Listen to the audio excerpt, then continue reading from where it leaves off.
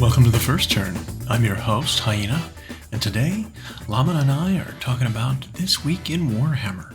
If you like what you hear, give us a like, comment, subscribe, or share, or let us know if there's something you'd like to hear us talk about. Alright, let's get to it. It is a weird unit to release. Snarlfangs, which is the classic Goblin Wolf Riders. Yep. I think they released before they actually committed to releasing Old World. That's a unit that probably should have been released for Old World. And it may even happen. It may get put back there. Or, you know what? They might just say fuck it and put the Moon Clan Grot tag on it. Yeah. Right? Like, it just might be a Moon Clan unit. Yep. So all this worry of like, well, it doesn't have the right keywords to interact with anything in the army. It's like, well, all it needs is that keyword, and we haven't seen its War Scroll. Not only that, but I don't know if you've noticed in the War Scrolls we've seen so far, the keyword list has shrunk on everything. Big time. Much simpler. Yep. And that's where they sneak the ward keyword. So I know a lot of people are like, well, their ward is gone. It's like, look down. Yeah, bottom right. There it now, is. they have reduced some of them. Yeah. Some of the wards are smaller because they need to be, because 4-up wards in some of the named characters is like, that's too much. It's too especially tough. when you can't target them because they are foot heroes or whatever. You can even target them outside of 12, then you're minus to hit them, then you finally get in there and then they negate half the damage that they would have taken. It's like, which couples with what Games Workshop said about they don't like the feeling of rolling all these dice and then you do nothing. Yeah. So, I think you're right. So far, we've seen a trend towards slightly less ward. Mm-hmm.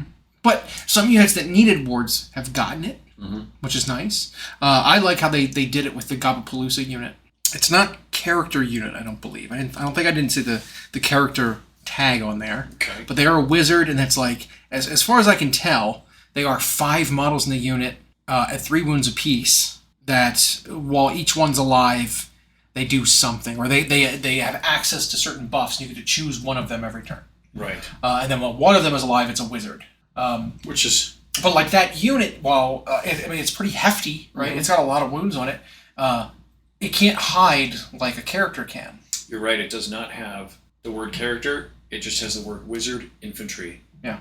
Is it wizard 1? Yeah. So it casts 1 spell and denies 1, I assume, is how that works. But to save that unit from dying just straight out, because it can't hide, by being next to a unit, that is the Lookout Sir rule, by the way. Is one of the seasonal rules they tried out was heroes hiding within units, or next to units, essentially. Not really joining them, but essentially being protected by them. Yep. They can't benefit from that, but starting on turn 1, they have a 4-up ward. Yeah. And then on turn 2, they have a 5-up ward. Turn 3, 6-up, and then they lose their ward. And so it's like, okay, this is a rule that they're using to not give the unit this extra layer of protection all the time, but early turns when it matters, they have this level of protection that they can't get just sniped out. So, just normal bows hits, their 5-up armor save and just, it's enough damage to kill them. Now they negate half of it. I love it. I think it's great. I think it's a super cool way to do it. I wonder if we're going to see more of that thematic sort of, and it even had like a thematic rule, to describe it, why they have it, because they're all hopped up on shrooms. Mm-hmm. They don't they're hallucinating and they don't register the damage. That might be a way to protect the character style units overall, is to give them something where even if they don't have a keyword character, there's... Well, there's also plenty of characters that didn't have words before that have a 5 or a 6, just to negate a little bit of damage. They don't. Yep. They're just not so squishy. I saw pretty much all undead units, I think, have just a 6-up ward built in. It's not an allegiance ability. It's not a within range of this hero. It's just like you just have a 6-up ward if you're an undead kind of thing, which is neat. That's how it should have been. So if you bring an ally, they don't need their allegiance ability to get their undead resilience. It's just built into them. Yeah. They wear virtually no armor, but they're ghosts and things that don't feel pain anymore. Exactly. So. Great. Love it. And then we saw how they are scaling up the impact of some named characters. Mm-hmm. We've seen some named characters that are okay, they're fine. And then some named characters that are that's way better. That's really good now. Yeah, as in their role. Because we've now seen a taste of 3 factions, Stormcast Eternals, Skaven, and Gloomspite Gets. Yep. We're getting, I think they said Night Haunt tomorrow. Okay. But But I didn't pay attention to what was coming next. Yeah. Night Haunt is it is a faction that was developed for AOS specifically. A few old models were imported in. The ghost, swarms basically is what they are, and then the Hex race. But like most of the stuff is brand new for AOS. Yeah. So it makes sense to debut them as like one of the early ones because it is a full faction, unlike something like Fire Slayers, which is like a half faction because their roster's not big enough. Yep. Gloomspite Gits are a full faction. They've got so much stuff available that it's like this is a proper faction. A little bit of everything, monsters and war machines, and a little bit of shooting, mostly melee, everything. Yep. So it's neat that they'll get their thing because they got a faction focus, attention on their faction in multiple of the campaigns, the summer campaigns that they do basically yearly, has really centered on Night Haunt, and so they were the big boogeyman of AOS 2.0, version 2. Obviously, you had the Orcs last edition, and then this one is going to be the Skaven. I wouldn't be surprised to see the Swamp Orcs early too. Oh yeah. Just because they are one of the factions for AOS. The Orc proper. Warplanes. Yeah. Or even just the Swamp Orcs, right? Maybe not even Iron Jones, right? Orc clans anymore because they got rid of Bone Splitters, or they will be, and so I don't think we're going to see a unified Orcs book, a big wall anymore, if you will. I think they're going to split them up. Well, I don't think we'll see that. Or even the clans. I don't think we're going to see that. I think they're going to be separate armies now. Because each army has basically a full roster now. They don't need each other. Iron Jaws went from having nothing to getting a great deal of expansion. Now, I will say that a lot of the stuff they got was more of the same. It wasn't like groundbreaking new roles. You didn't have axe hurlers and a catapult that launches black orcs or nothing like that. It was like, okay, well we have a monster in the dragon. Well, here have another monster that's a pig. Yeah. Well, we have cavalry. Well, here have bigger cavalry. Oh, we already have brutes. Here's the other brutes. Here's crazy brutes. Yeah. So it's like they need to give those units a role that isn't already taken up by other units. And 4.0 is a great opportunity to do that. And they've said that they're planning on doing that kind of thing, right? That they're going to give units roles across armies. They're going to balance them against other units and other armies based on, the size of them, even the look of them, right? Which I appreciate that. I think the cinematic aspect of the game is huge to making it. And while Games Workshop has always talked about wanting something to have a cinematic element, they used to flub it a bit. They used to then make rules that did nothing, or rules that were way too complicated for little result. Right. But this, where it's like, well, this guy looks like he's wearing heavy armor. So we saw that when they showed off some of the Stormcast, and right away they were like, there's a 3-up armor save on some of these guys. I think they said that most Stormcast are in a 3-up save. Yeah, and it's okay. And it's like, okay, that's fine. And then, as long as what we talked about, they don't have a million ways to stack extra things. So they've already taken a lot of it away, right? Yeah. As far as I can tell, there's no universal command for all-out defense anymore and all-out attack. I think those are gone. So we also saw earlier this week an article about just the basic stats for races. Although they sent out one wrong one and one right one. Yeah, that was really funny. Which they remedied. They did correct that. But there was a really racist, not racist, racial, a racial aligned chart that said, well, if you are this race, that race being human, elf, orc, whatever, you're going to have these base stats on your war scroll, right? And that's like, from there, they're going to adjust up and down. I mean, it's funny. I actually came up with something like this, a very similar thing for a homebrew campaign that I was doing, where it was going to be very narrative driven. If you recruit a character, a hero, whatever, it has these base stats, you can modify them up and down. Anyway, it doesn't matter. I had a very similar thing, and I don't think it's groundbreaking or new, right? I think they've done this for most editions without really pulling back the curtain and revealing that this is what they plan, right? Is they have a race is this, here's your base stats for that race. If you're elite, you get a plus to one or more of the stats. If you're a derp in that faction, you might have -1 to 1 or 2 of the stats. I mean, look at like guardsmen compared to conscripts back in the day, right? If humans are 4s and 4s, which is pretty standard, a conscript, which is an untrained human soldier for 40k for reference, you have 5s and 5s. Yep. You're worse, but you have that base, And so they've already revealed that, which I think is super cool. And so we can get kind of an idea of where we're going to start in terms of where our unit's going to be based on how elite they are for whichever race our faction belongs to. I think that's super cool. But it also goes into the whole idea of what you look like. The model represented will be kind of like what you're armed with, what your stats, your other stats are going to be, and then we'll figure out points later based on what how good you are in the game. Yeah, and some of them make so much sense, where it's like, well, you're this 3 foot tall, malnourished creature like a goblin, so you don't wound. Mm-hmm. You're not as strong as even a human, so your wound is a 5 instead of a 4. And then the other side of it was like, well, if you're an orc, you might not necessarily be as skilled with the weapon as, say, an elf, but you punch harder than either of them, so you wound a little better than either of them. And then they did that with monsters, where it's like, maybe you're clumsy and you're not skilled, but your raw strength makes up for it with a wound of 2+. Right. Yeah, so I actually really liked that chart as a baseline. But obviously they can do exceptions. But as far as I can tell, they've taken away those basic ones, where they're the basic command abilities, where they're like, hey, everyone in this unit hits 1 better. So it's like, I haven't seen that yet, right. And maybe that doesn't exist anymore.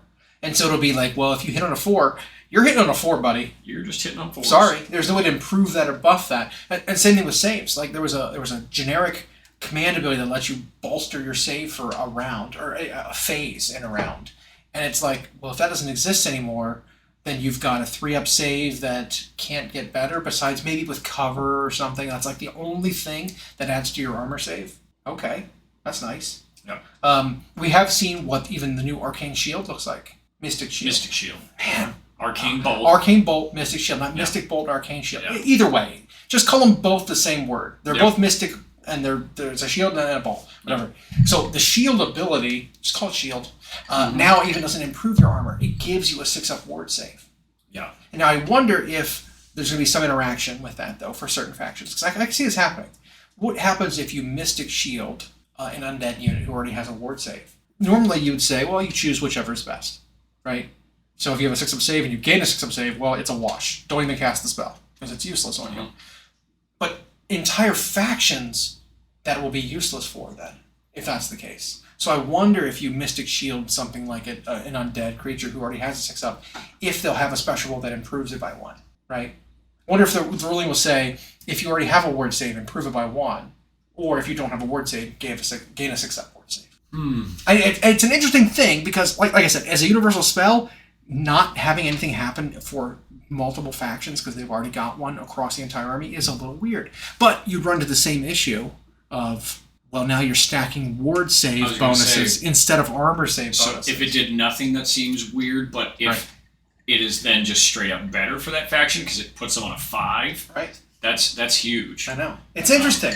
So it's like, I feel like you fall into a different little conundrum. Now for like something like Nighthaunt, right? The ghost army that doesn't have to worry about saves at all, because you can't improve their saves. They're ghosts. They have a static save no matter what, in addition to the ward. They couldn't benefit from Arcane Shield, Mystic Shield, last edition, because they ignore all modifiers for their saves, positive and negative. But now the new one, they can't benefit from anyway. So that faction already knows what it's like not to be able to benefit from it. But now you have multiple undead factions that can't benefit from it either. I don't know. I think I'm okay with it not doing anything, because then you can focus your spell casting on other spells that you'll get. You don't have to worry about casting that, because I think a lot of the time you cast that spell in a game, it's just because, well, I have nothing else to do. I guess I'll cast this one. Right, not in range of my cool thing, or it's not an optimal time to use it, so shield. So I don't know. It's an interesting idea. I wonder which way they'll go. Well, I mean, we'll see here in a month. Because as far as so what it seems like, with the timing of the first release of the faction focus was a Tuesday, right? There's 24 factions. That is the rest of the week plus 4 more full weeks of once per day of faction focus. Right. And I wonder if that's last day. I think they're probably going to stick to it. Yeah, last day of the faction releases for all 24 factions is a Friday. Maybe pre-orders go up. Maybe the edition goes live on that Monday following it, which will be late June at the very earliest, right? Yeah. If I do the math right, it's late June. Maybe the edition goes live in early July, right? So, we'll see. And they did confirm that the faction card packs will be available physically before the download for some reason, even though the download they said would be free. Well, people will buy it. Yeah. So you just get them for free. You can just print them out. Right. I guess the idea is, well, here, buy them first. Everyone who wants them early. Yeah. And then we'll release them later for free. It'll be in the app. And I wonder, there's another thing that came up when I was talking about this earlier today, is how the app is going to handle these changes. Is it going to be a new app for iOS? Is the old one going to be depreciated?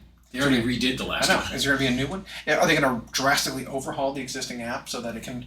Because it's not just like importing new data that's completely radically different in terms of how it's laid out, but it's also list building. List building is going to completely change. Yep. I don't know if the Azure list builder app that they have in theirs is even going to be able to handle this kind of list building. Maybe. I don't know.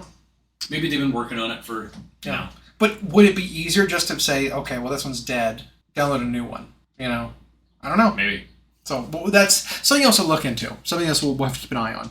Whether it's a new building, new app in general. I just hope that they don't go the way of 40K, where all data sheets, once a book comes out, get locked. Yeah. I hope they maintain that all of the war scrolls are going to stay free. Maybe the army rules are locked. Maybe the enhancements are locked. That kind of stuff. I'm okay with that. I mean, if they, there's hope that it will remain free, if only because they said you'll be able to download all the unit cards digitally for free after they come out physically. Yeah, but that's also index. And for 40K, index was free. Yeah, we don't have battle tomes yet. Yeah. So I'm a little worried about that. I don't have to buy every single battle tome again. Right.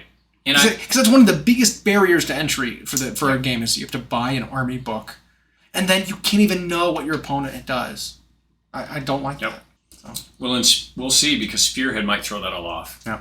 Because the fact that Spearhead's another thing. Because the fact that you won't have to buy a battle tome to play Spearhead, really, you buy that box of stuff and play. Maybe they'll have, I don't know. But then those data sheets or war scrolls are going to be different. So I don't know. Yeah, we'll see. Big mystery. But yeah, so we saw. So assume the worst. Yeah, so assume the worst. Assume the worst. Yep. Doom, Doom Spiral. Doom Spiral. Doom Spiral, yes. Write the game off entirely. Yep. Because of one thing like that. Yep. Whatever.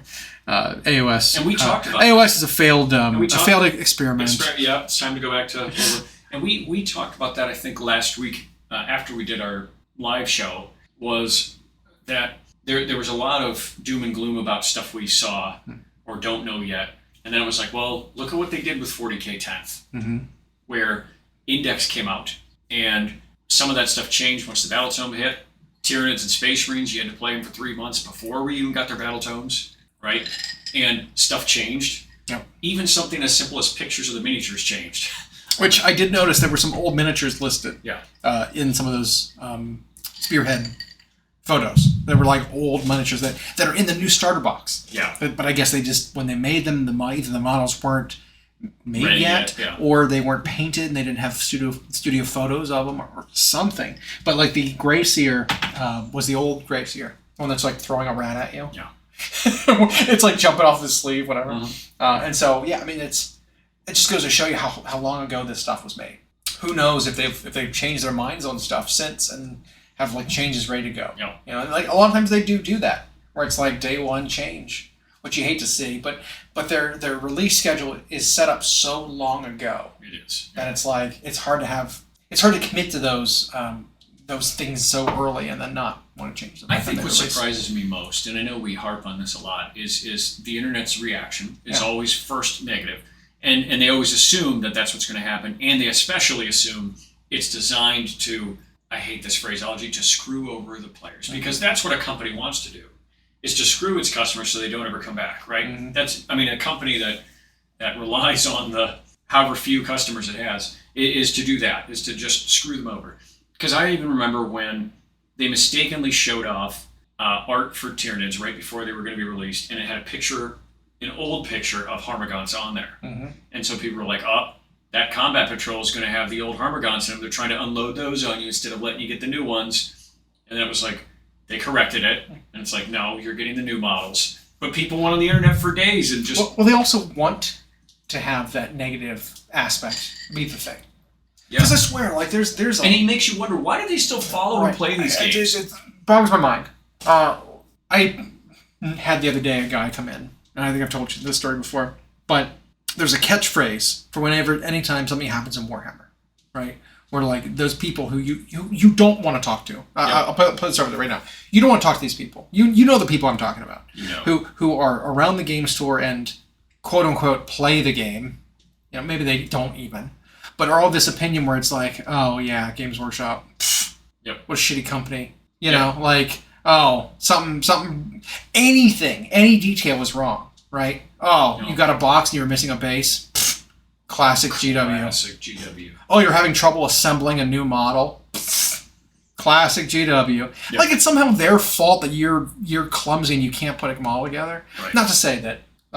in the case that I was experiencing before that it was a difficult model. Yeah. It's actually one of the Palooza models is very fiddly. Some of them are very complex. And so it's a complex thing. It's like, oh, you forgot to put a thing in. You put the front and the back of a torso in before putting the arm in that has a notch. You got to like cut the notch off or rip the torso apart to put the arm back. Because I've had to do that. Yep. That's not a classic GW move. It's like, whoops, I didn't follow the directions. You know, that kind of thing. Or it's whatever. It's like, how is your screw up classic? Them getting you classic GW. They got you. What? So, but there's those people out there that no matter what, are of that opinion. There is no doing it right. It's like, oh, new model. Pfft, I prefer the old model. It's like insane. Oh, the one we saw online was they sculpted too much detail. No, the detail's too good. Yeah. And so it's actually taking something away from the painter. Yeah. Insane. Oh, those new Giselle teams? Pfft, I like the old ones. No, you don't. You don't. I have them. I promise you. I promise if you're listening, you don't. don't. You don't. Yeah. No, you don't. You don't. Oh, the old Vermin Lord was way better. No, it wasn't. No. Get out of here. The 2-inch tall metal one? No, get out. No. Sorry. But that's the mentality. It's like hate, right? Always. Always hate, no matter what happens. But default they stay around, to negative. And they stay around, and they stay around. It's like, what are you still doing here then? Yeah. Just go move to something else. Go play Malifaux. These ones that you say do it better, Malifaux's hot right now. Go play that. Yeah. You know what I mean? Like, whatever. Which, by the way, have fun assembling those. Yeah. Because you know what? They're no better. No. No, I say no better. They're worse. They're no better. They're actually really quirky to assemble. But that's funny, is it's like saying it that way is almost like admitting that everything is bad and these ones aren't better. It's like, no, those models are so fiddly. Yep. You know, it's just a little irksome. Yep. You know, where it's like that mentality. It's like you must be living in a cave, or you were around for a decade ago when things were because things were horrible. Yeah. At a certain point in the history of Warhammer, things were terrible. Like when you hit editions 5 through 7 of Warhammer 40K, the Kirby era, and like the we only do models, not games, like that era sucked, and they weren't communicating with us. Absolutely did. Yeah. There was no balance to the games. Nope. There was no semblance of like community. Because they didn't have Warhammer Community, which is a huge benefit to the hobby. Correct. Right? Like, announcing things. Like, we didn't have news. No. It was just like, you better rely on your weekly White Dwarf to see something new. Right, because they were doing the cardboard pamphlet White Dwarf once a week. Or it would just like, oh, new release this week. It just show up in your store. Like, there's no notification of new stuff coming out. Just things would just show up, and it's like, oh, okay. They didn't do quarterly chapter approved. They didn't do twice a year General's Handbook or balanced data slates or battle scroll. Any kind of like emergency points changes or rules changes. They didn't have staff show up to events. Right. They didn't even have booths at the major conventions most years anymore. It was like, and they were not on social media. Right. They had none of that. Those years were terrible. Yep.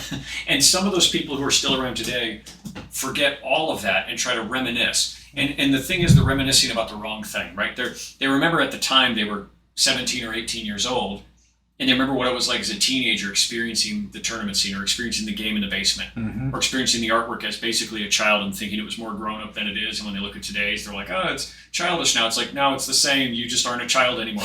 Like, duh. Like, but so they reminisce certain good parts, but none of that was glory days. No. Someone who was around before that, during that, and now after that. Now, I remember in that period having very memorable moments, right, within my games. Yep. It makes me like yearn for those moments to come back, yearn for that period. But it's like, I'm not reminiscing about it's not the game back then. Right. It was the experience I had back then, which is independent of any kind of a balance thing or community. Like, all of that stuff was worse back then. But there were good times that I had. Of course. You know what I mean? And that's what, like, I might have had a better time back then than I do now sometimes, because people are so aggressive about their demands for balance and for new stuff. And, like, we're getting more stuff than ever before. Yeah. Stuff comes out literally every single week. And they're supporting all of their games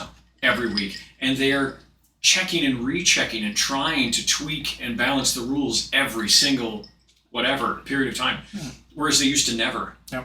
It was always like, you hope you get a better update in your next book. Assuming, in by the way, in 6 years. I get a book this edition at all. Right. Was the thing that happened.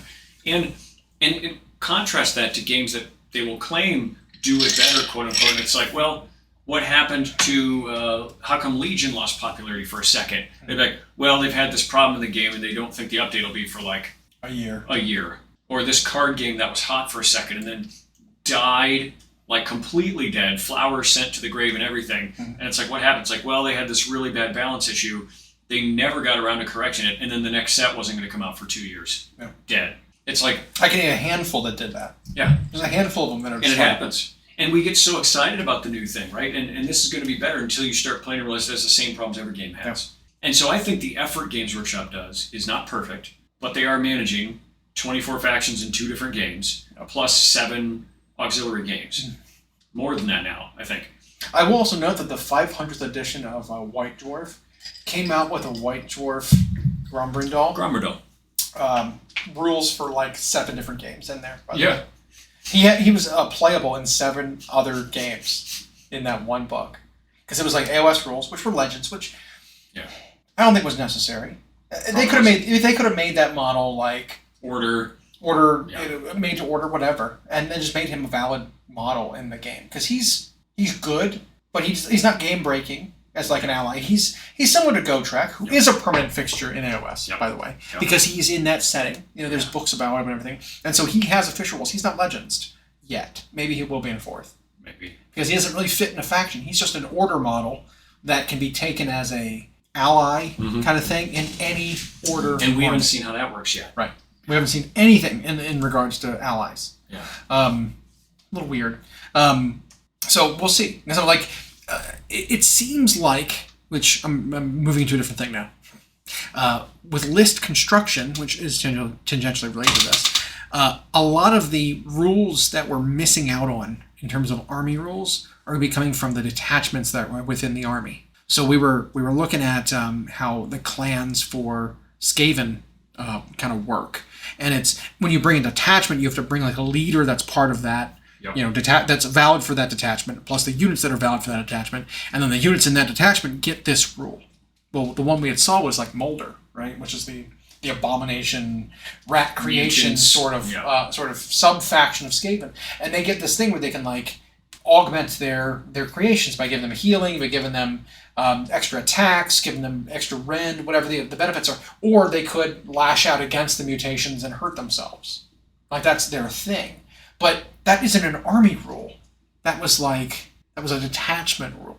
That you get all of that benefit. And that benefit you get from the detachment is almost better than any army rule they had. But it's unique to that army too. So it's kind of interesting how some of that is like playing out, I think. Because I was initially a little skeptical about how strong Skaven was based on their army rules that they have, compared to something like Lumineth, which leaked.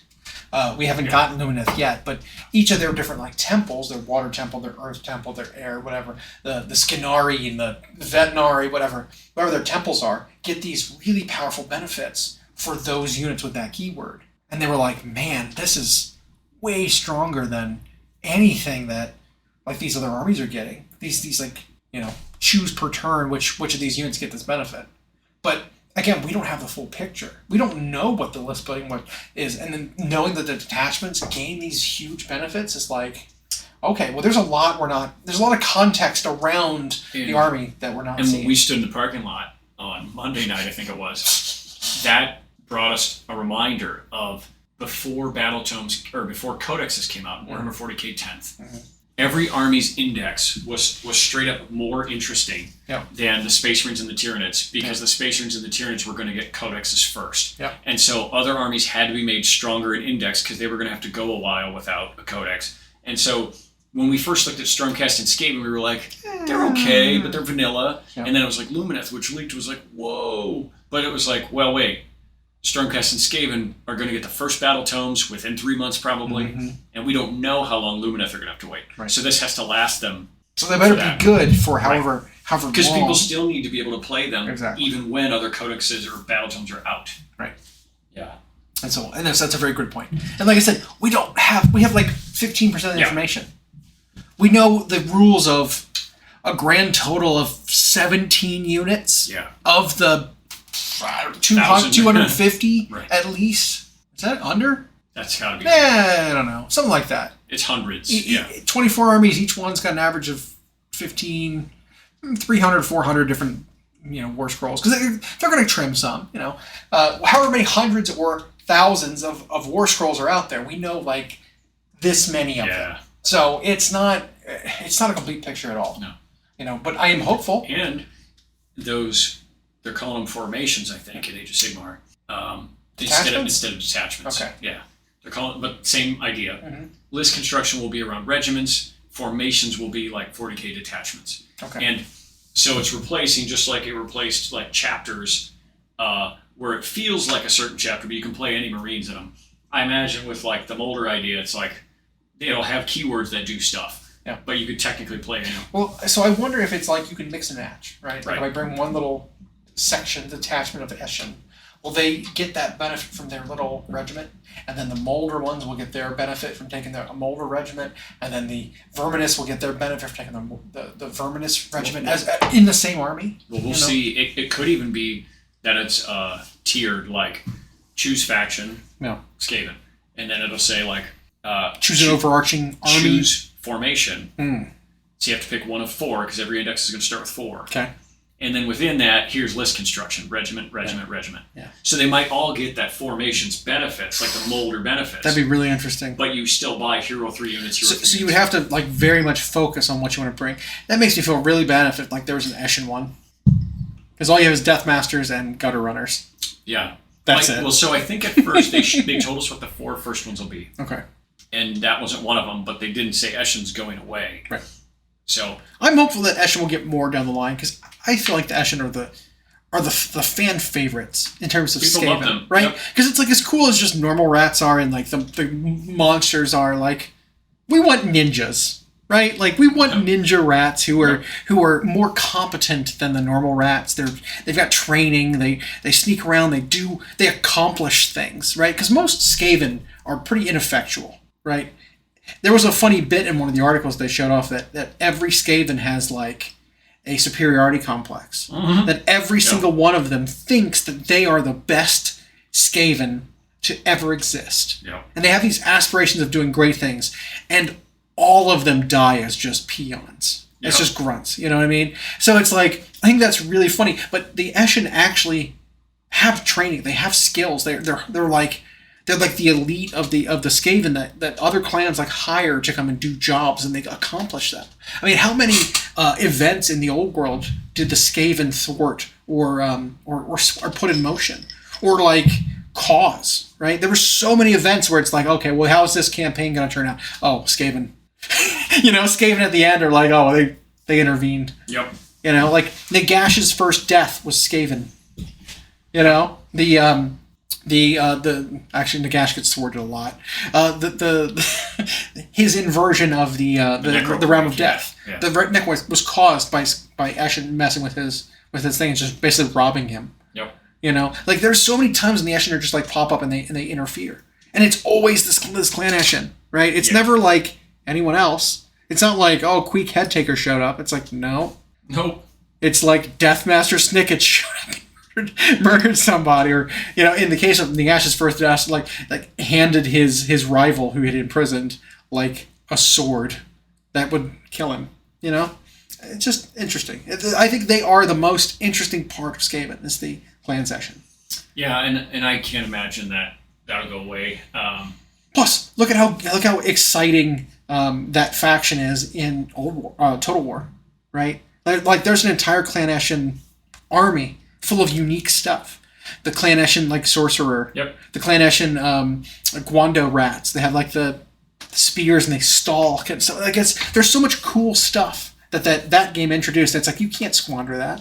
No, and they gave us new models in the auxiliary games for Eshin, and I'm waiting to see maybe they're going to do an Underworlds Underworlds aren't going to be valid anymore. If they're going to do a Warcry Clan Eshin unit to replace the going away Night Runners? Night Runner, Gutter Runner kit. Yeah, so one of them is staying, one of them is going away. So any Night Runners you have will just count as Gutter Runners, or vice versa, right. Whichever one's going away. And then I wonder if they're going to bolster it through something like that, because a Clan Eshin warband would fit so well into Warcry. Yep. Agents going and doing a thing out in the jungle, that's got their calling, So yeah, we'll see. And I also expect that we haven't seen all the models they're going to get. No, so again, looking at what we got in 40K 10th, where the video and the starter box showed us what each army was getting, but then each army got so much more. Mm-hmm. So just hold on to your butts. Yep. There's going to be more for. Well, we weren't expecting to see the quester errants, the knights, the questing knights for Stormcast get a new one in the starter box. Right. That was completely unseen, right? There's all these character models that got all squashed, right? They're all just gone because they're old first edition models or whatever they didn't support it. They're all going away, right? So they cut 20 or so characters. But then it's okay, well, here's this priest type character in the starter box, the Witch Hunter one, the Lord Veritant. Yep. Who was one of my favorite characters who had bad rules in 3.0. His rules were not good. But he immediately gets a new character model. It's well, I didn't see that coming, Or the Night Quester, who's getting a new model in that. Well, now, all of a sudden, every Night Quester that got squatted, call it, now has a valid target for their War Scroll to be this unit now. So now it's okay, well, all of a sudden, I've got 12 characters that I can play again. Yep. That I didn't realize I was going to be able to. I had resigned several of them in my mind of being okay, well, these are just for display now. Yeah, you convert as many of them as you can to something else. Otherwise, and then everything else is just okay, not valid this edition. But now all of them are back on the table, literally and figuratively. Yeah. I thought it was also very interesting how they were talking about points increases, because they had something like 15 to 30% increase in points for everything. The starter box sounds like it's going to be somewhere around 1,200 points per side. Oh, wow. Which seems high in my mind. Well, what a great, regardless of the internet's freak out when they heard rumored price point. Yeah. That's a great price point to get 1,200 points. Yeah. Well, for each side, 2,400 points. Yeah. If that's accurate. That's what I mean. If you're splitting with somebody. Yeah, absolutely. Even if it's 1,000 points, you're halfway to a full match play army for 130, 250. Yep. Agreed. Wow. It's really good. And if the price is right, $265 for in the U.S. We also calculated what under current before the price increases, right? The current value in that box. Yeah. Right, because prices are going up, so it'll be more than this. Yeah. But we calculated it's a little over $900 worth of stuff. If you were to buy these models separately later when they release, if you buy all of this, the books, the cards, the everything, it's $900 worth of stuff that you get for the rumored $265. And I think that's $265 is the maximum we're going to see. Well, you can have a philosophical argument about whether or not those price points are fair. That's not the issue. That is the price on them. Mm-hmm. So you would have to pay that unless you're printing or whatever. Right. And so it's well, if you buy these separate because you want to play this army, you're going to spend half of that, $450, to get just those models in your book. Yep. Versus maybe, a little over that. Versus a third of that or less to get it out of the starter Or you know what? Go and buy the old models. Go buy the old Liberators. Yep. Go buy an old character. Go buy old Paladins. Go buy an old Knight and spend $400 on old stuff. Yeah. You know, so it's like starter boxes are always great value. They are. This one might be the most expensive one, but guess what? It's $15 more than the Leviathan box. Yeah. It is not a huge increase. It's still so worth it. Leviathan was so worth it. Yeah. It was one of those. It was the same thing. It was like $800 of value. Yeah. For the $250. And it's surprising me that some of the most influential people in this hobby, the first thing they do is a video review telling you not to buy it because it's not worth it. Yeah. But that's such a. I'm going to tell you the opposite. It is absolutely worth it. It's If you worth don't it. if you don't need it, buy two.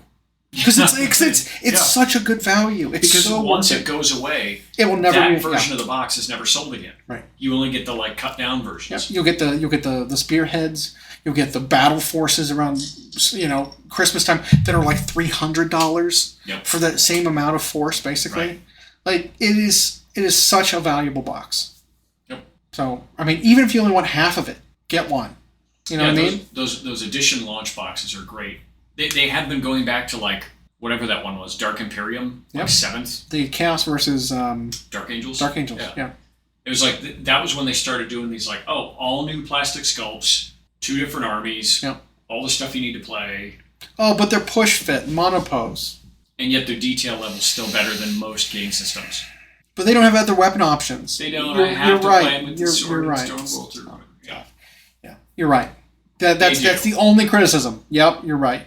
But so going. I'm a crafty hobbyist. I will give them the power swords and assault cannons and whatever that they don't have by being push fit. I will give them that anyway. It turns out plastic's not hard to modify. Exactly. And it's those same people that negative at all costs. So here's the thing. Even when they do these ones that come with all multi-part kits, the Dark Oath box that we just got is a great example. It came with all the full versions of the kits. Yep. So when they're released separately, it'll cost way more than it did to get in that box. But it's going to have the same parts because it was multi-part. So even when you get that, people will still find a reason to not be happy with it. Mm-hmm. They will. Why doesn't the champion come with another weapon? Why does he have to have a spear or a sword?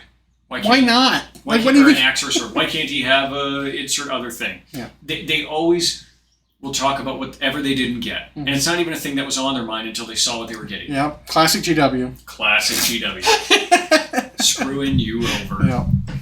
But stick around for another decade. Yeah. Hilarious. Or don't, and still complain. And still complain. You know, because I haven't seen... we see that when there's people who come around who don't play anymore. Haven't played in years. Still doing insert thing that hasn't happened in a long time. Yeah, no, they're not. Does it still exist? Yeah, but it's different. I like the old one. Oh, my God. So why were you asking... Why are you here, then? And why were you asking, does that still exist? Like you hated what it used to be, but then you liked that one better? It cracks me up. It's so funny. It's so ridiculous. It's I gotta say, it's a skill that they've developed a mindset of there's no winning with them no matter what. Yeah. The part where it's like, you're not even worth talking to. No. But we did see also on the plus side. Pivoting a little bit. So we had the faction focuses. Go check them out. Which is super cool. Yeah. We did get news of a character warband from the 6th campaign book. And final. Plus Abraxia. Yeah. Very placeholder rules, I think, for both Yep. units. I mean, it's mere weeks away for the new edition. The free rules they got are so marginally useful that it's like if they released with ridiculous rules and started winning tournaments and then they change, people will be upset. I think coming in weak and then getting better the next edition is the way to go, which appears what they're doing with Abraxia. I think that's the way to go forever. For like, if you know an edition's about to come out, don't release sauce rules. Like, don't have it come out and just seem so amazing, and then people are like, but there's no events before the next edition. Mm-hmm. The rules are going to change. This. It was like, here's some vanilla throwaway rules. Yeah. That don't do much. Yeah. And Abraxia was so lame. Lame. She was for being this big, cool centerpiece model, which she does have a helmet, by the way, which looks so good. I know you like bare heads. That helmet looks... There are helmets. It looks so. whoop. Well, it depends. a lot of chaos stuff, I usually like the helmet. Okay. Because a lot of times their bare heads are just like all spiky and mutated. That doesn't do it That for me. includes her, but she's a character, so it's like, I can leave the helmet off. But her helmet looks awesome. I mean, for those who saw my my Instagram post, like, I'm not going to kick her out of bed just because her rules currently suck. Yep. I know she's working on herself. Yeah, exactly. She's a fighter. Yep. She's a fighter. Yeah. But she is super cool model. At least I'll have the ability to paint her before the new edition comes out. I'm excited to get her. The Brand's Warband was, I think, super cool. I don't see it. So my only complaint, I do have a complaint about the unit. About? The Brand's, Brand's Oathsworn, whatever. Yeah. Is they are better outside of Slaves of Darkness than they are within it. Okay. Because they have a Regiment of Renown, which, with the Regiments of Renown currently in the game, you can't bring a regiment within the army that they're from. You have to bring in a different army. So, like, if I'm playing Slaves of Darkness and I want to bring them, I have to bring their unit just as it is. If I'm playing Khorne and I want to bring them, I take their Regiment of Renown, and their Regiment of Renown gives them an extra rule on top of what they have. Yeah. And so, like, the rule they get from the regiment is better than what's in the Slaves of Darkness book. So the rule is hard to accomplish, but it is if you kill a hero with Brand, the character guy, he fully heals and gives his entire, like, his little unit, they all get +1 attack on all their melee weapons for the rest of the game. Every time he kills a hero. So it's hard to accomplish, but it's a huge benefit. It's way better than what he would get in the army itself. Yeah. Full heal, you heal all your wounds, and you have, like, now you buff your units, your units that come with you. Really weird. The best you can get in the book, I guess he could actually apotheosis into a demon prince, but because he does have Eye of the Gods as well, which the double 6, the 11 plus on that table is demon prince. But I don't know. It's just like it feels like it's better outside of the army than within it. Like, it's just odd. I don't know why you can't just bring Regiments of Renown in your own army. If you want to pay an extra point cost, I wonder if that's going to be different for maybe if the Regiments of Renown thing will change. I mean, his Regiment of Renown does look a lot like what I think the new detachment system is going to look like. Where it's like you bring this character plus these units within it, and here's the detachment rule that you get for his specific, unique. You're going to have to get in on the verbiage. Yeah. Regiments and formations. Yeah. I'll get them eventually, I think. Yep. Well, it makes me wonder. So, like, because when we saw the basics of regiments, they didn't explain everything, but where it was like hero 3 units or 4 units that are non-hero or something like that. Right. And those will plug in, which prevents the single drop thing, but they'll plug into a formation, which is your army's theme. Yeah. And so it makes me wonder if there will be packages that used to be like Regiments of Renown, right, or whatever similar, but they'll fit tidily into what is now a regiment. Yeah. I can see it. It looks. I mean, it's what it looks like to me. We were calculating that basically the whole new Dark Oath box set fits into one of those where it's like, oh, you have a hero and you have 3 units and an auxiliary kind of thing, and I was like, oh, that fits right in. Or even 2 units, because you've got a 20-man unit of Marauders. If you want, yeah. And then your Marauder Horsemen, and then you've got your Wilder Fiend as your other unit. Yeah. Like it's one regiment. Yeah. Within the new list building system or whatever. I don't know. It's very interesting. I look forward to that part when we eventually hear more about that, and I expect we won't hear it until the actual release time or when whenever it leaks. We'll get advanced information on it, because we know the full core rulebook will leak a week before it comes out or whatever. Do you think those? Side note: do you think those are controlled leaks? Because it happens to every one of the game systems, and somehow like even clear picture versions will sometimes come out. I don't know. Because I don't feel like it's just random guy was at Warhammer World walking around. So I don't think it's that. I think it's someone who they hired to do work for them ends up snapping the photos. Right? Like, it's like someone's given the book because they're given the box set to paint the models for Instagram. Okay. And they've got the books, they scan them all, and they release them anonymously. They would have to, because we saw what happened to what's his butts? Miniac, yeah, where you break that NDA. Who got sent home early because he posted something in the background of one of his photos. Which he owned. Yeah. Yeah, he owns that he did it. But you also should have known better. Yeah. Well, and that's what he says. He says the same thing. It was like, he just was so accustomed to when he sees a cool thing at an event. But it wasn't that they opposed him snapping the photos of it. It was that he posted it before the event was over. Right. And so they had a reveal coming up, and they, even though he didn't get anything in the photo, he still posted something. Yeah. While there. It violated his NDA. So, yeah. So that's like, But it's a bummer. But, so maybe you're right. It could be someone who's given the stuff early, so they get a review copy early, and they post it under an anonymous account. Yeah.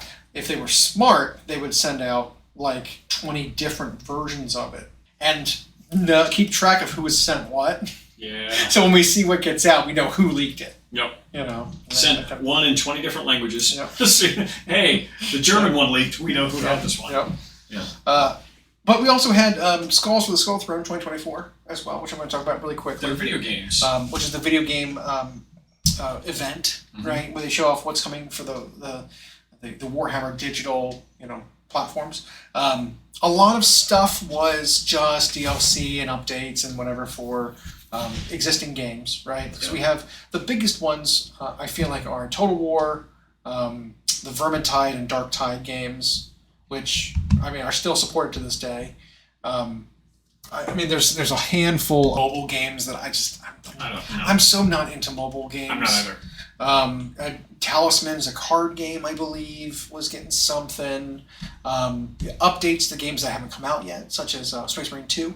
That one's exciting. But I like that first one a lot. I think that game hit a hiccup because something with their studio changed. Like they got purchased and sold to a new studio, and so like the development of it was hiccups. And I think they've actually pivoted a little bit of what they were planning with the game. Because the original Space Marine was primarily single player campaign story playthrough single player game, but then it had some really, really unbalanced multiplayer. I think maybe they were looking at making Space Marine 2 a lot of actual multiplayer as opposed to being like a story playthrough. We know that you can play co-op through the story, but it also seems like they're adding another co-op mode that isn't story based but is also like deathmatch against the AI. And then, obviously, there's PvP in it, too. And it's like, I'm hoping that games like this just do not focus too much on the PvP. Like, I buy games because I want to play them by myself. Most of the time. You're not alone, and that's not even rare. It's something that people have... I've seen a lot of video gamers say that they feel like they've been forced into, where all these game companies decide, we're just going to focus on the PvP, multiplayer stuff. So, for one, there's less writing they have to do in terms of coming up with a story and having a sequence of events take place in a game that's relevant, coming up with hours of content so you're not bored, or you don't beat it in 6 hours, right? And they can then forever do DLCs that cost money that are just... Or even just sell, like, cosmetic things that are easy to produce. It's just skins. It's just, And games like, what is it, Fortnite, like that, and I hung around someone a few years ago who just loved it, and I'd never played it. They were like, sit down, it's going to be addictive. And it was like, it's a bad shooter, and you're playing against a bunch of internet randos, and you're playing to unlock different boots. Like, it just didn't, there was nothing about it that was, and too many games like that, you see that all this focus on their... Well, we've seen that that's success, and so now everyone's like, well, if we're making a game, we got to include that, because that's how game companies make money. Think about it. You have to write less, input less, and yet it's immediately replayable or infinitely replayable because people will go on and just play against randos. They're creating their own game experience, right? I prefer a good story and a sandbox as my two modes. Absolutely. Yeah. And so I'm a little worried about Space Marine 2 in that regard. Hopefully it'll be great, right? See, I didn't feel like they were getting rid of single player campaign. It just sounded like here's stuff we're putting in. Yeah. We'll see. But it's like, even if it's there, I hope it's not like their focus, right? Because look at Dawn of War 3, right? There was so little effort put into the single player part of that game. And it was like... Instead they single player is just to get through this so you can go play multiplayer. Like, that's all it was. Yeah, so you can go play what looks like a MOBA with 40k skins. Yeah. It was not... It had so much promise, and then just did not deliver. I feel like they did that a little bit with Realms of Ruin. They wanted you to play online. Here's these skins and stuff you get for pre-ordering. Okay, well, cool. Where do I get to use them? When do I get to use the Andraste in the campaign? You don't. Choose multiplayer only. Neat. Yeah. Yep. Useless. I'm never going to play multiplayer. Yeah. The focus was wrong. Yep. Craft a good system with a good story, and that will carry your multiplayer. Yeah. That'll get people to buy it. Because there are even hardcore multiplayer Yeah. players who sometimes want to just chill and play the game by themselves. Yeah. So we saw that. We got a little bit of a new thing for Total War. So we know new Legendary Heroes coming. Karanak. For free. Yep, which is cool. There's a new DLC for Rogue Trader, which I really enjoyed. The company that makes it, Owlcat, had a couple of really good games in the Pathfinder universe. Every single one of their games is like 60% complete in terms of bug finding and stuff like that. So they're very incomplete when they're finished. So I had a lot of trouble with Rogue Trader in the late games. I got there too early before they fixed a lot of the bugs. But they're doing a new DLC for them. The game's great now. It wasn't great when it first came out. It was like half great.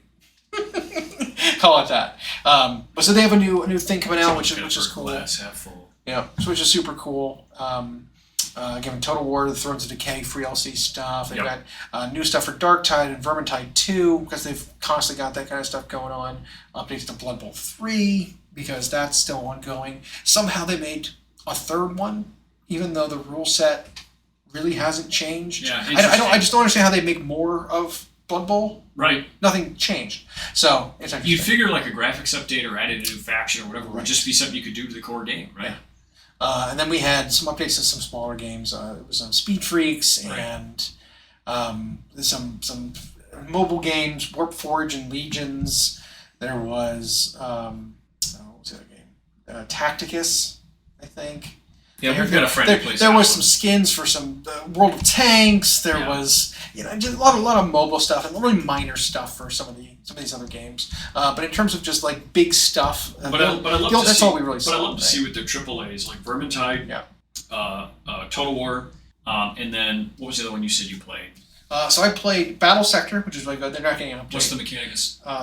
Mechanicus 2 is the only new game Got it. that we haven't heard of yet. That was announced. Mechanicus was where you played as the actual Adeptus Mechanicus, and you were doing like campaign, RPG sort of thing. It was mostly tactical missions. There was a little bit of role playing, but it was mostly like leveling up your squads individually and specializing them, and then fighting in battles. Right? It was all like grid-based combat. So the first game was really fun. It was really good. So I'm excited about another one. So because I like that style of game. I think more developers need to lean into that, especially because these Warhammer games are already, if not grid-based, sort of measuring-based, tactical anyway. So it lends itself to being that sort of video game. Yeah. Right? Like, I love tactical video games with turns, right? Like, I don't need my tactical video game to be an RTS. I don't need it to be live, constant movement. I like when there are pauses I can think and where I can decide where I want to move. There was a Grey Knight game, or a 40k game that we play as the Grey Knights. I forget what it's called now. Demon Gate. That was great. It was awesome. I like that style of game. They did that with what's it called? Rogue Trader. Rogue Trader was turn-based. Grid. Great. But there are other ones that have come out where it's like sort of half turn-based, where it's everything's constantly moving. They're on like timers to attack and stuff. It's like, I don't need that. There's nothing wrong with a turn-based system, in my opinion. Yeah.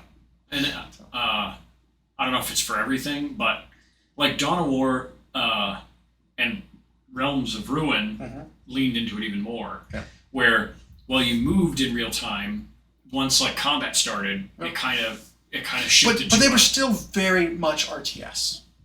By comparison, Battle Sector was not RTS at all. It was large army, but it was all turn-based. Battle Sector was awesome, by the way. Might be one of the best versions of video game, true to tabletop sort of game. Because while it doesn't exactly mirror rolling d6s and stuff, you still got a feel for the units. They felt like they do what they should do in the tabletop. I don't want that for 40k ever. But Battle Sector was that. No, but I'm saying if they did full 40k rules as a video game, which I never even heard of that. It would never happen. There's so much stuff you have to leave out. Not only that, but I think like we saw with, I think a reason Old World isn't taking off is because you can just play Total War. And so like, and Total War is popular. I bet actually there's more people playing Total War per day than there are total people interested in playing Old World. So it's like, I think if they did it to 40K, it was just like when we went through the bad era of 40K that we were talking about earlier, 5th through 7th, when like Vassal was popular. People weren't playing the tabletop game. They were just going online and playing that way. And so I think if you had a video game that was functionally exactly like the game, you just get people not, why do I have to buy, paint, assemble, and then carry menus to a place to play when I can just click? And there are tabletop simulators that they already do. Yeah. You can already do that. But there needs to be something in a video game that makes it different from the actual tabletop game. Because you're right, otherwise it's like, why bother? Yep. And so when I was talking about Realms of Ruin and Dawn of War, it's like, well, where it wasn't RTS except for Dawn of War 1 is your ability to harvest minerals and build in an efficient time sequence didn't matter in Dawn of War 2 and certainly not 3. In Realms of Ruin, it was the same thing. You still had to instead you had to capture points but then you kind of lose control of the combat and they go based on an attack sequence and stats. So then it's like, well, it's not turn-based, you're sort of watching. Yep. It's still not you don't really get to do the maneuvers you do in RTSs. Or getting the first swing matters most like it does in StarCraft. So you see these guys who do this right-click back and forth until the first one gets a shot off. So that where there's kind of a moment to decide what you're going to do at first. I loved that in Realms of Ruin where it was like, well, do I want to do a charge thing here first or do I want to do this thing here first? And so you had a second. Yeah. And that is necessary. See, I like Realms of Ruin. Yeah. I don't think it delivered on the promises that it made. But I still think it's great. It's a lot of fun. I also think you're right that when they're showing off all these characters that they're putting in the game and units, it was like, well, but those are only for multiplayer. Yeah. Oh, lame. Yeah. They don't fit into the campaign at all. And I'm one of those completionists with video games where it's like every DLC I see listed there, I add to cart. Yep. Unless it's just a different edition of the game. But all the DLCs I add to cart and buy, and then it's like, oh, I have to go play against people, and I don't want to do that to use that $3 skin. Yeah. But speaking of Yandrasta, we did point her out. She, in 4th edition, looks great, by the way. I will put that out. Because she was one of the bring it back to Realms of Ruin. Yandrasta was a DLC character you can play as. Anyway, Yandrasta in 3.0 never felt like what she was meant to be. No. Right? Which is, I think, and we'll wrap up with this. AOS 4.0, the focus is making things on the tabletop feel like how they look. Yeah. And how they function based on their story and their lore. Yandrasta in 3.0 didn't do anything that she claimed she did in the lore. Right, she was this renowned monster hunter. In game on the tabletop, she resurrected models nearby units. She made monsters nearby weaker. She wasn't better at fighting them. She made them weaker for being nearby, and she was durable. And she did something else with leadership. Yeah, she felt more like a symbol, like a Saint Celestine type character. She was kind of like, this is just a support piece. Yeah, that can just throw a spear. She couldn't attack with her spear in combat, by the way. She could only throw it. So that was funny. Yeah. But she didn't really do what she was supposed to do. 4th edition, we got the stats for her. She's about the same stats in terms of movement and save and health. She lost a little bit of her ward save. She's not a 4-up anymore, as what we were talking about earlier. Ward saves are kind of going down a little bit. She's only got a 5-up ward save, which is still necessary and good for a character. Her damage now on her weapons, though, are monstrous. Yeah. So she's got her spear throw, which used to be D6 damage, I think. Now it's flat 4 damage. Her spear now has attacks in combat that are flat 3. Yeah. Her normal sword has 6 swings at damage 2. And then with her spear, she is double damage against monsters. So her spear is 8 flat damage against monsters. Her sword in combat is flat 6. And she is +1 rend, which means it takes 1 point of armor off of them against monsters. So flat 3 rend, flat 3 rend 8 damage, 3 rend 6 damage, and then 2 rend 2 damage against monsters for all of her stat profiles. Yeah, and so it's interesting is they didn't make her useless as is, but there's a chance that whatever her points look like, she might seem pricey. Yeah. But it's like, boy, when she fights monsters, she is value talent. Yeah. Because think about the health of most monsters is 14 to 16 right now. We saw what's her name? Abraxia in 3rd is only 14 wounds. That was a new war scroll they came out with. She's got 14. Yeah. Avelinor's 16 or 18. You've got Corondus, the dragon for Stormcast, has 20 now, which is good. He went up. 20 wounds. Yeah. They needed it. But 20 wounds, she can easily one-shot that. You know what I mean? That's what she does. 8 plus 12 with just her spear. If she succeeds with all of them, he just dies. Yeah. That's huge. So now she is the famed monster hunter. Yep. Which is great. I love it. I want more of that. I want more of like lore-based rules. I don't want to read the lore in the rule. The fluff bit in the beginning of the rule is unnecessary to me.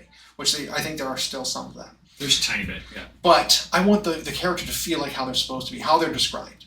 That's one of the biggest complaints with 40K is that Space Marines are these epic human, greater than life super soldiers. A single squad of them can subdue a planet. A planet. Yeah. An entire planet in the lore. Yeah. Now, I don't want that to happen in tabletop. Yeah. But I want there to be more... I want to be more close to that than they are currently. Because right now, they are just humans. They're humans with 3-up saves. They're so weak in 40K right now. And so it's interesting as they even said... They had like their own disclaimer, which you rarely see Games Workshop do for stuff we haven't seen yet, where they said... Now, as leaks start coming out, and you might see rules that appear weaker at first on some of your guys. And it's like, remember, they're going to have these specialized roles, and they're going to have roles within their faction. And so it could be like, yes, the base stat line of a goblin or a grot is hits on 4s, wounds on 5s. But then depending on which unit it is, and depending on what their specialty is, that can dramatically change. Yeah. And Yndrasta, while an epic hero, let's call her, is going to be an extreme example of that. It's still a tiny precedent. Like, well, she's a famed monster hunter, so guess what? When she fights monsters, her stats go kaboom. Like, they do huge damage against a monster. But she's going to run into matchups where there's no monsters, and then she's just okay. Right. Like, but not useless. Like, she still punches, you know. And you're right. I want to see more of that. If they're going to make Ashen guys who are experts at hunting a certain thing, you might see a named assassin who's like against a hero. He gets damage of this. He gets hit this. Ignores the save. He's 3 damage, doubling damage against heroes or something. Yeah, and that sort of thing is super cool. Because again, then it makes your unit feel like it does something. But you can't run a unit of Yndrastas, so you get one. We did see a similar thing, an example of that role-based, stats and rules in the Annihilators. The Stormcast Annihilator, which is the big new paladins with the shields and hammer, one-handed hammer. They don't do much. They land from deep strike or from reserves. They can do some mortal wounds when they land, but then once they're there, they're just durable. They fight okay, right? Right. 3 swings at damage 2 is pretty good. It's not great, but it's pretty good. They have a 2-up armor save, which there's very few other instances of buffing saves in the game currently. Yeah, and we need that. Which we need.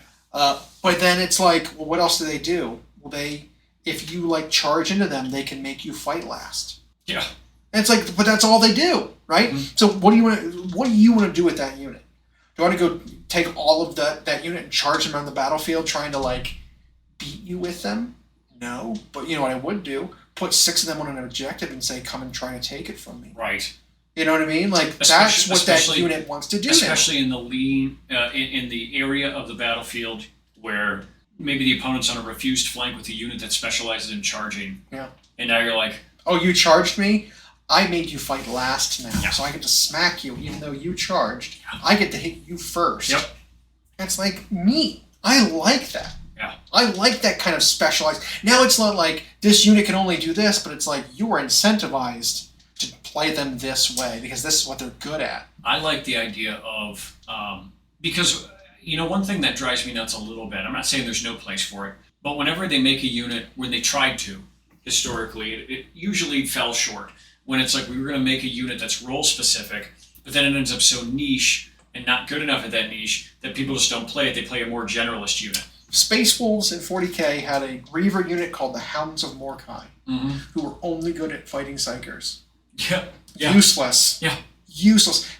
Mostly because they were Reavers, but partially also because they were Reavers that were only really good at fighting Psychers. Yeah. It's hilarious. It's like, I've never seen them. I've never seen literally anyone play them, ever. No. Never looked at a list at a tournament that included them. I have never seen that unit. Nope. Hilarious. And it's And it's because it's too niche, and then it's on a unit that's otherwise bad. Yeah. And it's like, I don't want a unit that's a catch-all, does everything. This, if you're going to lean into, they have a very specific role, make them kick ass at that role. Yeah. But even if that's all they do.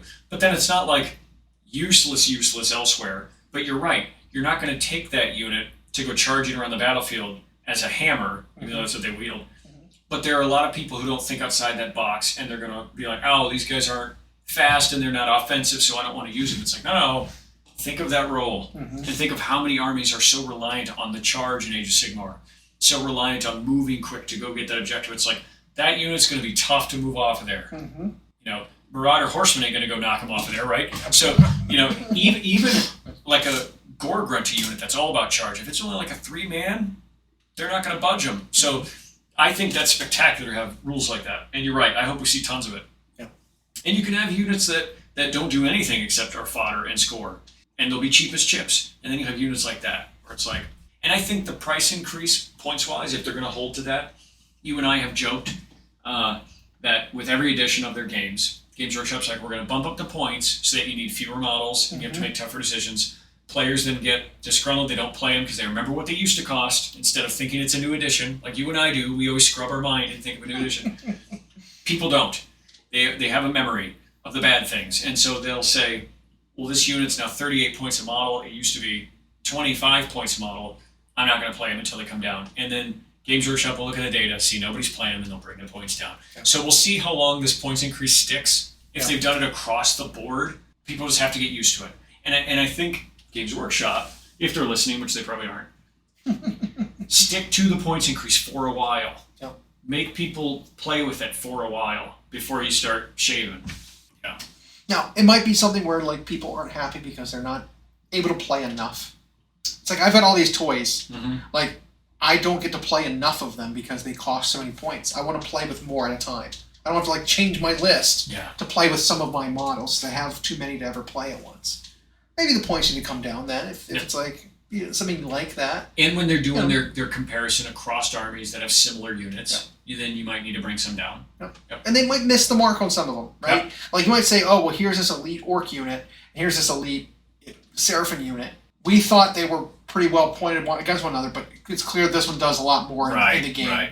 We missed the mark on the orc unit. The orc needs to come down in relation to this other unit. Yeah, we either need to give something to that orc unit or bring their points down. Right. And we know with 24 factions and hundreds of units and all these army abilities and all these formations, there's going to be misses once thousands more eyeballs are on it and playing it. You're going to have an army that's probably too good to start, an army that's unplayable to start. You know, you're going to have the Eldar Admech problem, right? That's how 10th started. Yep. You'll probably have something like that, but it won't take long. Like, hang in there. Your army will get touched. Yeah. So yeah, I'm excited. Overall, positive. Positive. Very excited about this edition. I know a lot of people around us too.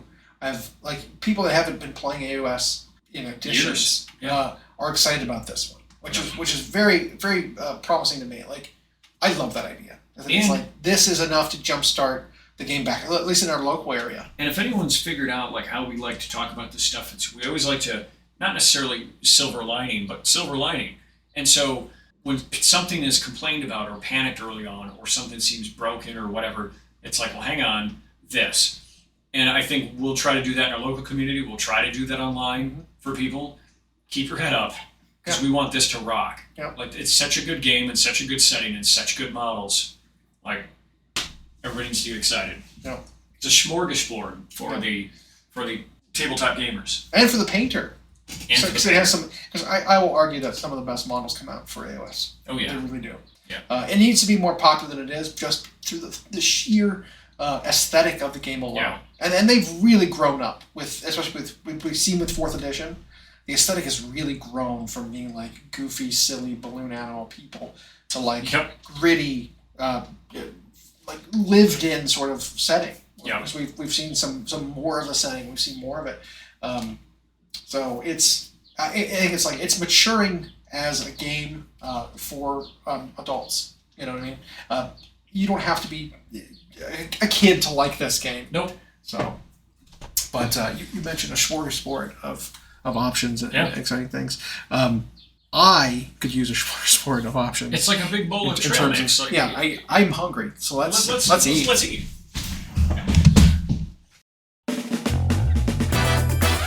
Thanks for listening. We hope you enjoyed. Check out our new episodes every Friday on Google Podcasts, Spotify, and Audible, or on Podbean. You can also follow myself and Llama on Instagram for more. We are at Hyena Paints Minis and at Llama Paints Minis.